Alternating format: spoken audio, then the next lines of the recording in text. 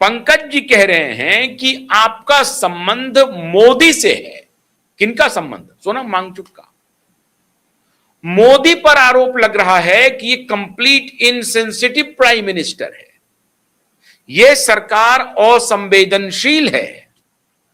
सोनम वांगचुक 19वें 18वें दिन प्रवेश कर रहे हैं अपने अनशन के, और सरकार ख्याल नहीं रख रही है, नहीं ध्यान नहीं दे रही है, यह आरोप लग रहा है।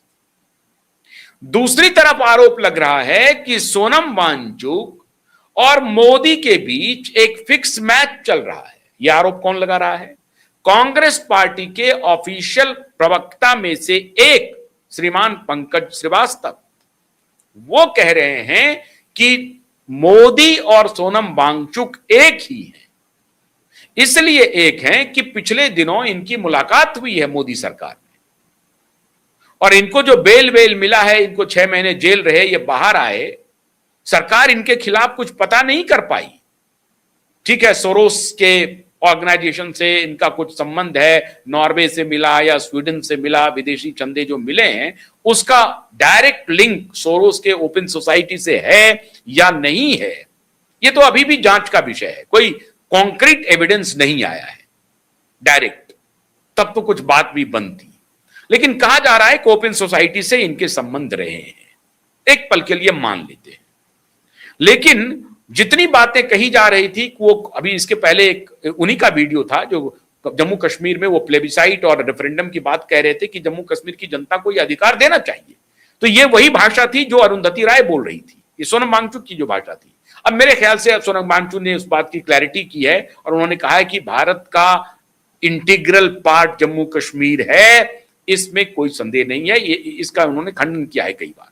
तो यह कहना कि ठीक नहीं होगा कि वो देश विरोधी शक्तियों के साथ डायरेक्ट मिले हुए हैं।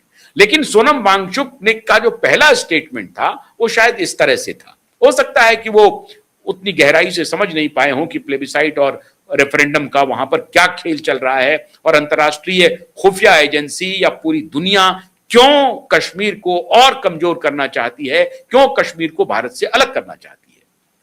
हो सकता है कि इसको गहराई से उन्होंने ध्यान नहीं दिया। मैं वो बच्चे हैं, वो मूर्ख हैं, वो नादान हैं, मैं ये नहीं कह रहा हूं। लेकिन हो सकता है कि जियो पॉलिटिक्स की जो और बातें हैं जो बिहाइंड द कर्टेन है, वो शायद वो बिटवीन द लाइन पढ़ने में वो मिस कर गए। तो मैं बेनिफिट ऑफ डाउट देता हूं।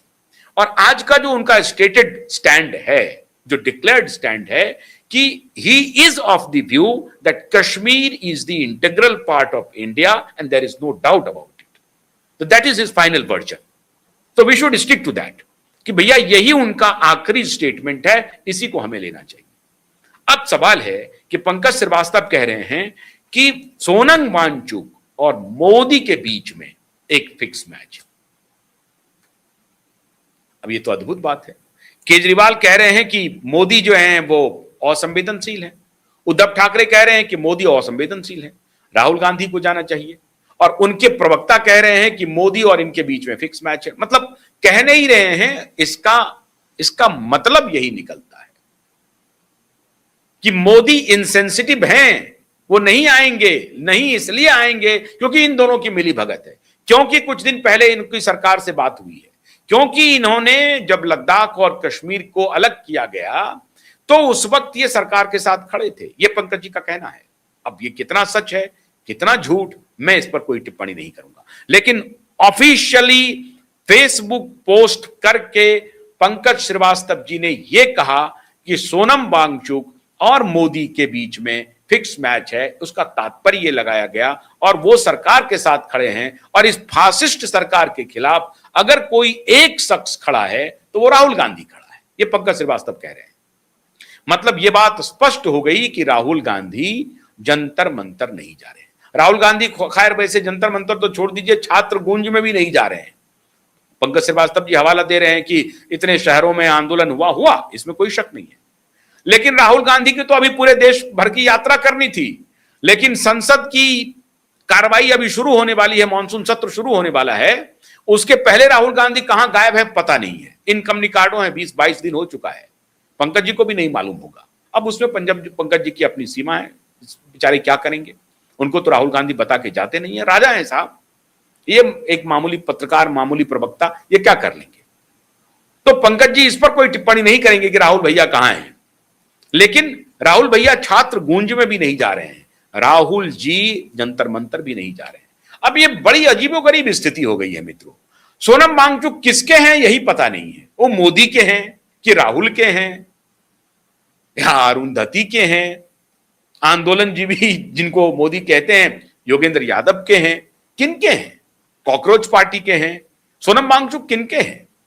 प्रथम दृष्टया तो लगता है कि सोनम वांगचुक एजुकेशन के करप्शन को लेकर के या एजुकेशनल रिफॉर्म को लेकर के जो डिमांड कर रहे हैं वो डिमांड उनकी बिल्कुल जायज है, बिल्कुल जायज है। कर कौन रहा है इस पर लोगों को संदेह शंका हो रही है, लेकिन सोनम वांगचुक के और बाकी जो उनका व्यक्तित्व है उसको लेकर के इनोवेटिव व्यक्ति हैं, वो पढ़े लिखे व्यक्ति हैं, शालीन व्यक्ति हैं, वो कोई ऐसा व्यवहार नहीं करते हैं जिसके लिए आप उनकी आलोचना करने लगे, ऐसा बिल्कुल नहीं है।